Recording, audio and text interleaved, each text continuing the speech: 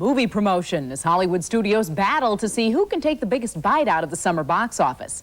Pocahontas had her premiere party in Central Park, and Casper is haunting Pizza Hut restaurants. But now comes the biggest promotional push of the season. Wherever you look, it's Batman Forever. With talk of recession infiltrating the land, who will save the day for helpless retailers, advertisers, and record companies? Batman. Batman. Batman. Can you buy it for me? Measured in T-shirts, record albums, and hamburgers, Batman's superpowers have never been stronger. The toy reminds them what they saw. They want to be the same hero.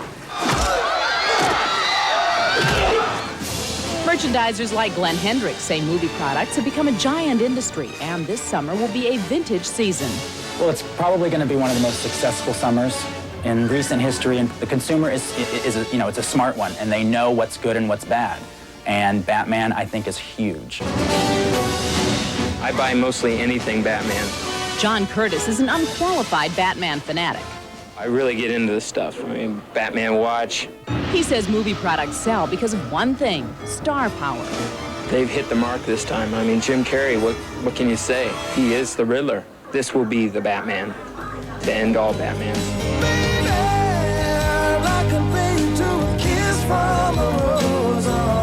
With top musicians like Seal and U2 lending a hand, the Batman soundtrack is already close to #1. Which is your favorite Batman toy, Darren? As for the moms and dads we talk to, Batman is still their champion and worth every penny they spend. Are you happy now? Yeah. Because Batman's a superhero and he does good things.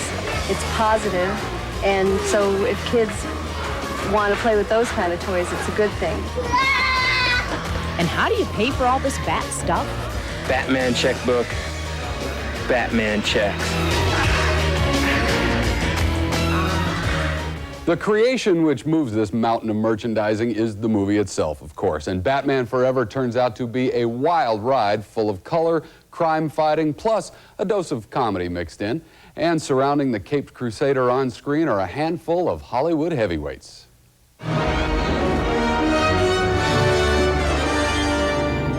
Hot entrance. Batman is back in Batman Forever. This time Val Kilmer is the Caped Crusader, Nicole Kidman is his love interest, Chris O'Donnell is Robin, and Jim Carrey and Tommy Lee Jones are the bad guys. So what's the hardest part of being a superhero? It's that darn costume. Who's your tailor? The bat suit, a complete pain in the neck. Yeah, And the rest of the body. arm and the torso. Oh, right. Yeah. Just Only the lips were spared. What do you suggest, Alfred? By sea or by air? Why not both? The only thing that really bothered me about mine was the mask, because it was glued onto my face. And there were no straps. It would have been much easier if we could just, put a little strap on it. But no, they would put my eye makeup on, and then they'd put the glue on, and they'd stick it on. You called me here for this. The bat signal is not a beeper. Well, I wish I could say that my interest in you was purely professional. I don't get to put on one of those villain suits, unfortunately. Well, I wanted to wear that Riddler suit. That's what I would love to wear, but it was made for Jim Carrey. If I can work this out, would you do it? No, only in the privacy of my own home. Yeah, right. Like the jacket? It keeps me safe when I'm jogging at night. Jim Carrey says his costumes were a little tight, but he has no one to blame but himself because he helped design the later, more elaborate Riddler outfit. I said, wouldn't it be kind of neat if the Riddler, because it's the concept of it's like Elvis in Vegas. I think that at a certain point when somebody kind of loses themselves, they start adorning the outside of their body with gold, and I wanted to go Elvis in Vegas.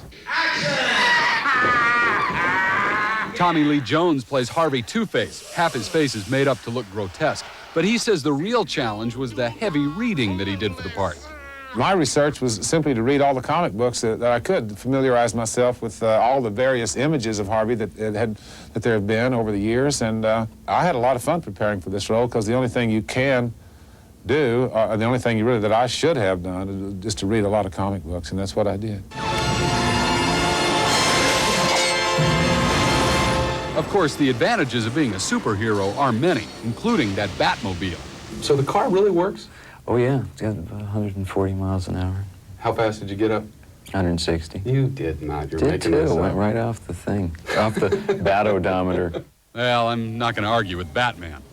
Can I persuade you to take a sandwich with you, sir? I'll get drive-through.